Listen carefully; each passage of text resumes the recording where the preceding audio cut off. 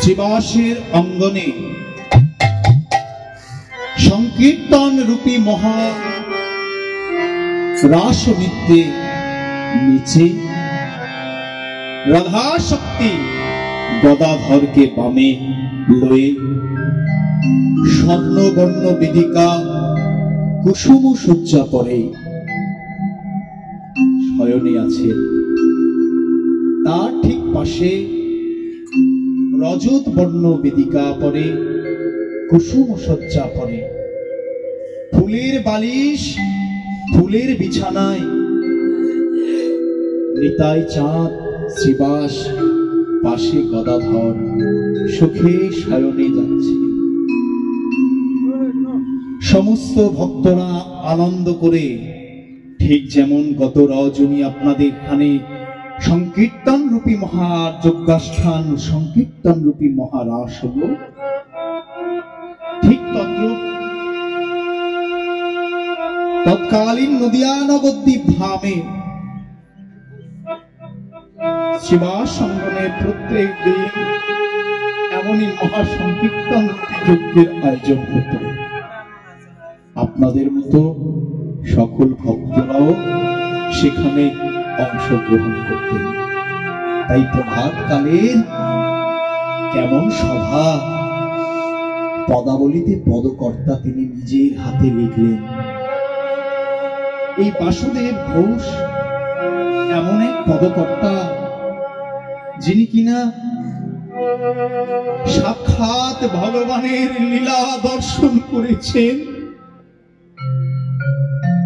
আর নিজের হাতে সেই লীলাকে দর্শন করে হৃদয় পটে এঁকে দিয়ে নিজের হাতে সেই লীলার মাধুর্যটা লিপিবদ্ধ করেছেন। কত সুন্দর কথা তিনি লিখছেন দেখুন। শ্রুতি আছে গোরা চাঁদ, আমার গৌর হরি যে চাঁদ, আকাশে যে চাঁদ আছে সেই চাঁদের সাথেও তুলনা করলে আমার গৌর মাধুর্য সৌন্দর্য গুণাবলী সেই চাঁদকে ফেলে রেখে আরো উজ্জ্বল উৎকৃষ্ট হয়ে যায়, তাই না বাবা? চাঁদের নিশি আছে, দিশি আছে, ক্ষয় আছে, কলঙ্ক আছে, কিন্তু আমার গৌর চাঁদ ভক্ত ভাগ্য হৃদয় আকাশে 16 কলায় পরিপূর্ণ হয়ে সর্বদাই উদয় হয়ে থাকে। কেন? ভক্তের এই হৃদয়ে জঠর রূপী অন্ধকারকে দূর করার জন্য আলোয় আলো জেলে ভগবানের প্রতিচ্ছবি যাতে দেখা যায়। কারণ প্রত্যেক ভক্তের হৃদয় মাঝে, জীবের হৃদয় মাঝে ভগবান তিনি বিরাজিত। যারা আমরা গুরু গোসাইয়ের চরণ আশ্রিত হয়ে গুরুপদ হৃদয়ে ধরে যারা আমরা ডাকার মতো ডাকতে পেরেছি, নয়ন জলে সিঞ্চন করে আমরা বক্ষখানা যারা ভাসাতে পেরেছি, হৃদয় সিংহাসনে আমাদের সেই চিন্তামণি, আমাদের সাধনের ধন, আমাদের কালো মণি, আমাদের নদিয়ার চাঁদ, আমাদের নদিয়ার প্রাণ এসে ভাগ্য আকাশে দেখা দেয়। কিন্তু ডাকার মতো ডাকতে হয়। তাই সভাটা কেমন নদিয়ার দেখুন। সতে আছে গোরা চাঁদ,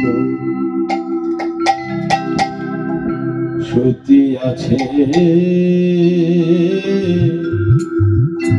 গোরা চাঁদ, সতী আছে গোরা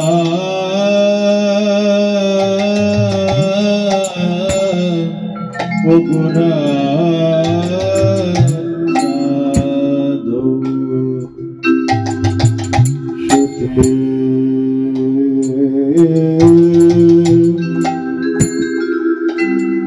শুতে আছে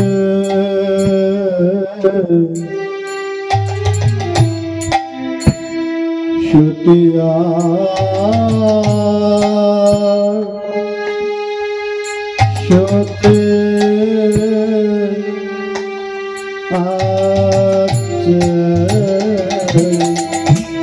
শুতে আছে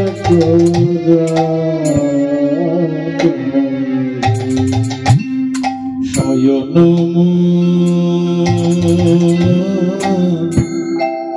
শয়ন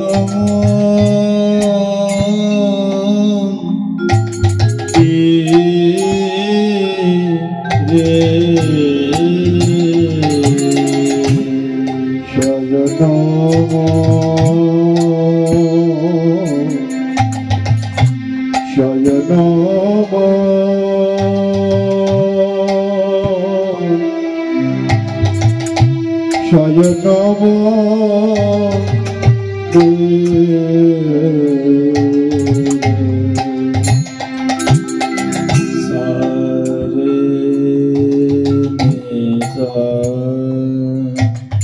একেবারে প্রভাত কালের দিনের প্রথম প্রহরের রাত ভৈরব সরে গে রে নিজা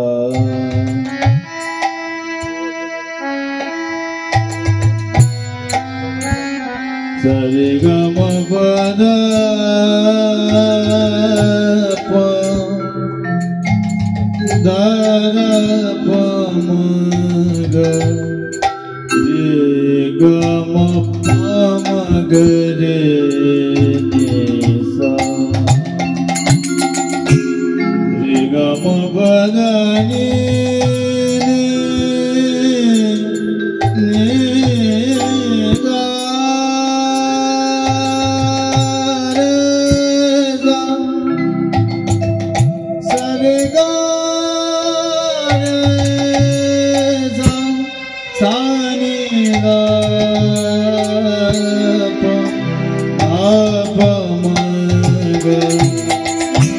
গম পদ প ম গ রে সা শয়ন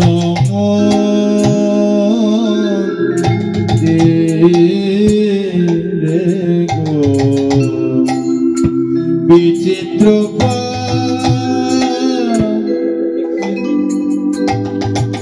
লঙ্ক সেজ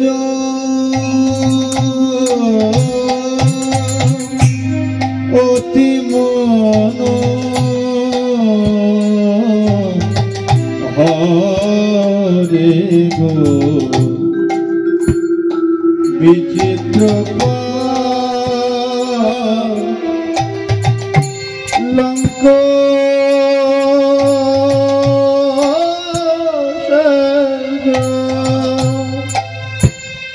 অতি মন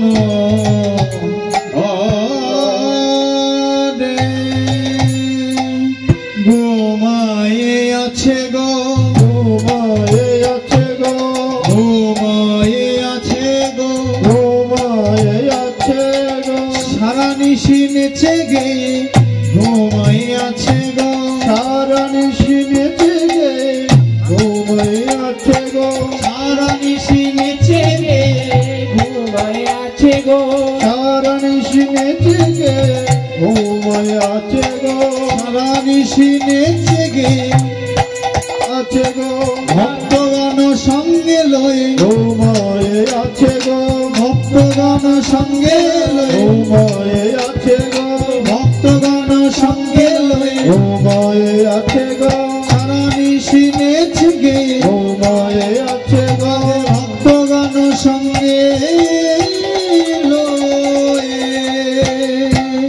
ওই পুরব লীলা শরণ হওয়ায় হরণ শিনেছে পুরব লীলা শরণ হওয়ায় হরণ শিনেছে হরি বল হরি বল হরি বল হরণ শিনেছে পুরব লীলা শরণ হওয়ায় ঘুমায়ে আছে গো অতি মনোহর সে গো বিচিত্র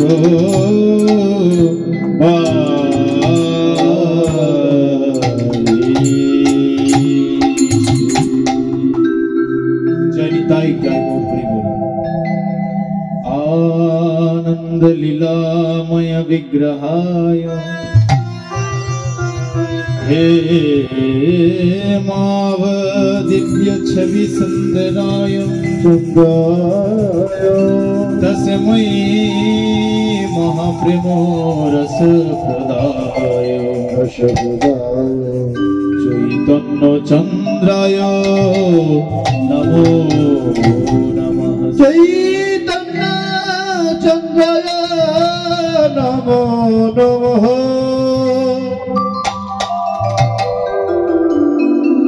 জয় নিতাই জয় গৌর হরি। যেখানে হয় হরির নাম সংকীর্তন সেটি হয় মধুরাদপি মধুর গোলক বৃন্দাবন। আপনাদের এটা উত্তর কদালখেতি গ্রাম, তাই তো? সমস্ত ভক্ত বৃন্দরা আপনারা সবাই মিলে এই গ্রামের মঙ্গলার্থে বাৎসরিক হরিনাম যজ্ঞানুষ্ঠানের ব্যবস্থাপনা করেছেন। আপনারা সংকীর্তন করালেন, আজকের অষ্টকালীন পদাবলীও করাচ্ছেন, তাই না? এই সমস্ত কিছুর মধ্য দিয়ে আমাদের একটাই চাওয়া, একটাই পাওয়া বা একটাই বাসনা তাঁর চরণে, অর্থাৎ গোবিন্দের চরণে। কি? হে গোবিন্দ, হে দয়াময়, সর্বশ্রেষ্ঠ জীব 84 লক্ষ জনী ভ্রমণ পথে কাদা সাদা হরি বলবার মতো 4 লক্ষ জনী মানব জনম তুমি দিয়েছ। এর আগে আমরা কত স্থাবর জনিতে, জলচর জনিতে, কৃমিকীট জনিতে, পক্ষী জনিতে, পশু জনিতে ভ্রমণ করেছি। গরু জনিতে যখন জন্মগ্রহণ করেছি, গরু হয়ে যখন জন্মগ্রহণ করেছি, সেই গরু হওয়ার পরবর্তী জন্ম লগ্নে জন্ম স্থানান্তরিত হয়ে আমরা চলে এসেছি মানব জনিতে। চক্ষু, কর্ণ, নাসিকা, জিহ্বা, ত্বক, বাক, পানি, পাদ, পায়ু, উপস্থ। হ্যাঁ, এইরকম আমরা 5 প্রধান 5 অপ্রধান ইন্দ্রিয় পেয়েছি। এই সুন্দর শ্রেষ্ঠ মানব জন্মটা পেয়ে ওই ভালো মন্দ খেলাম, ভালো মন্দ করলাম, ভালো ভালো জায়গায় ঘুরতে গেলাম, আর এর পিছনে লাগলাম, ওর পিছনে লাগলাম, সম্পত্তি বিষয় আশয় নিয়ে ভাই বন্ধুতে বিবাদ করলাম, মারামারি কাটাকাটি হানাহানি করলাম। এই করতে করতে আপনার এই ধরিত্রীর বুক থেকে চলে যাওয়ার জন্য ভগবান এত শ্রেষ্ঠ জনম, মানব জনমটা দেয়। এই মানব জনমটা দিয়েছে একটু কাজে লাগানোর জন্য। কি কাজ? কিছু ভালো কাজ। সমাজ সেবা থেকে শুরু করে, হরি সংকীর্তন, সাধু সঙ্গ থেকে শুরু করে, বৈষ্ণব সেবা থেকে শুরু করে, এই সমস্ত কাজগুলো যদি আপনারা করতে পারেন, তাহলে আপনাদের স্বীকৃতি সঞ্চয় হবে। যে স্বীকৃতির বলে আমি এখানে এসেছি আপনাদের সম্মুখে দুটো হরি কথা শোনাতে, আর যে স্বীকৃতির বলে আপনারাও এসেছেন ললাটে তিলক সেবা করে, বৈষ্ণবীয় আচরণটাকে বজায় রেখে হরি সংকীর্তনের অপ্রাকৃত রস, মাধুর্য রসে অবগাহন করবার জন্য, তাই না বাবা? তাহলে এটা কি অল্প ভাগ্যে হয়? এই হরিবাসরে আসা, হরিবাসরে বৃন্দাবনে বসা, হরি সংকীর্তন শোনা, কণ্ঠে মাল্য পরিধান করা, ললাটে তিলক সেবা করা, সবার কপালে কিন্তু সৌভাগ্য মেলে না। পূর্বজন্মের কোন স্বীকৃতি গুণে আজ আমি এসেছি। এটা রাজা পরীক্ষিতের আসন, আর আপনারা বসে আছেন, আহা, এটা সুখদেবের আসন, আর আপনারা বসে আছেন রাজা পরীক্ষিতের আসন। ব্রহ্মশাপে লিপ্ত হয়ে শমিক মুনির পুত্র সিংহী যখন বলেছিল 7 দিনের মধ্যে যে আমার পিতার গলাতে এমন পচা গলা সাপ জড়িয়ে রেখেছে, মৌনী ব্রতধারী মুনি তো, রাজার স্বভাবকে মৃগয়া করা, মৃগ শিকার করতে, মৃগয়া করতে বনের মধ্যে গেছিলেন, একটা মৃগকে দেখে তীর বিদ্ধ করেছিল। হ্যাঁ, যখনই তীর বিদ্ধ করেছে, রাজার সেই তীরে বিদ্ধ হয়ে মৃগ যন্ত্রণা সহ্য করে পালিয়ে যাওয়ার চেষ্টা করলেন। যখনই পালিয়ে যাওয়ার চেষ্টা করেছে এবং পালিয়েও গেছে, নিজের চক্ষু আড়াল হয়ে গেছে সেই মৃগটা। এবার রাজা কি করলেন, ছুটতে ছুটতে সেই মৃগটাকে অনুধাবন করতে করতে, সেই মৃগকে অনুসরণ করতে করতে চলেছে, কিন্তু হঠাৎ করে জঙ্গলের মধ্যে মিলিয়ে গেল, আর খুঁজে পেল না। এসে দেখছে যে এক সাধু সেই পথের মাঝে, জঙ্গলের পথের মাঝে বসে ধ্যান করছে।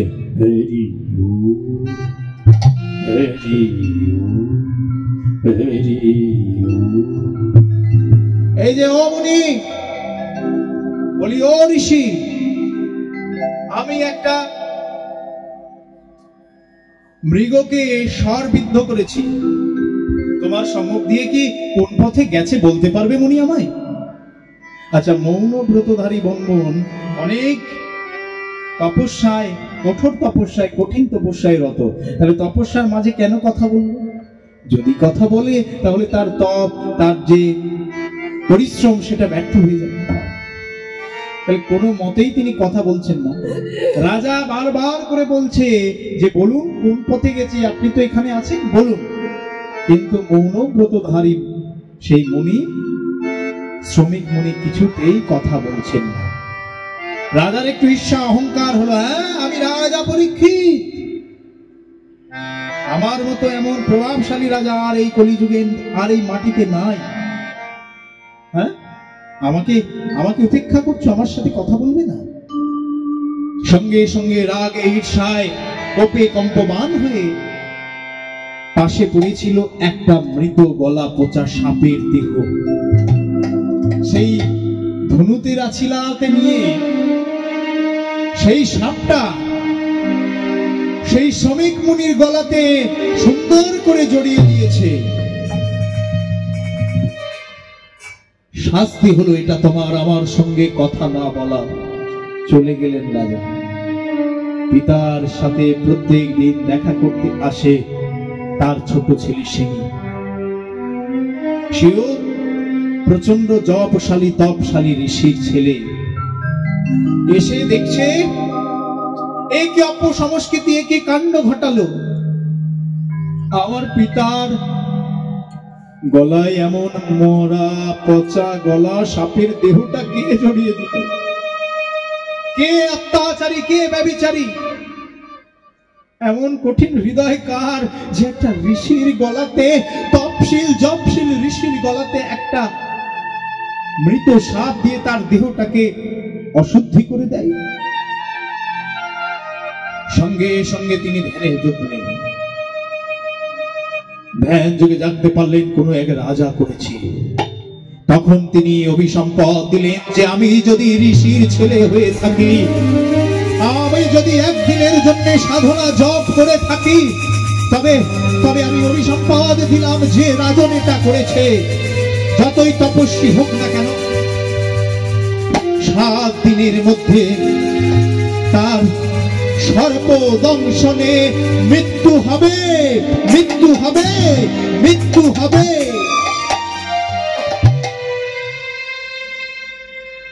সঙ্গে সঙ্গে শ্রমিক মুনি বললেন, না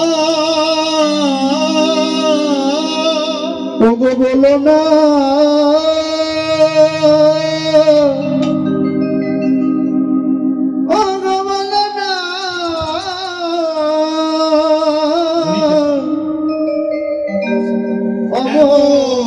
করে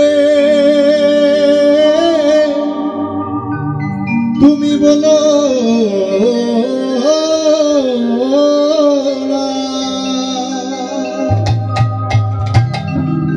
লঘু মানে ছোট, গুরু মানে বড়। তুমি মুনির ছেলে হতে পারো, লঘু পাপে কি কারোর মৃত্যু দণ্ড দেওয়া যায়? ফিরিয়ে নাও, এমন কেন করলে? ফিরিয়ে নাও।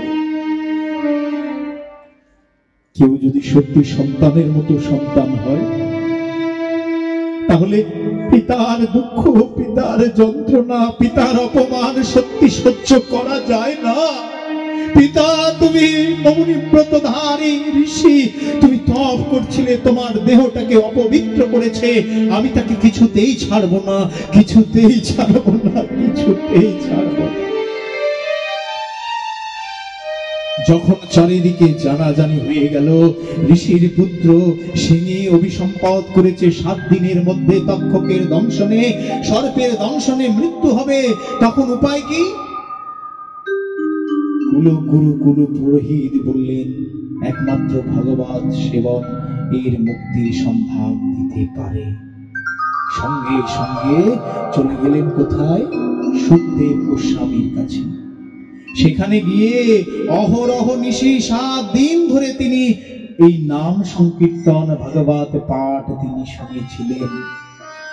হরিনামের অপার মহিমা, যে নাম পারে মৃত্যুর হাত থেকে আপনাকে বাঁচাতে, যে নামের শক্তি পারে, যে নামের প্রসাদও পারে আপনার দেহে কঠিন ব্যাধিকে উপশম করে আপনার দেহটাকে আবার পুনরায় ঠিক করে দিতে।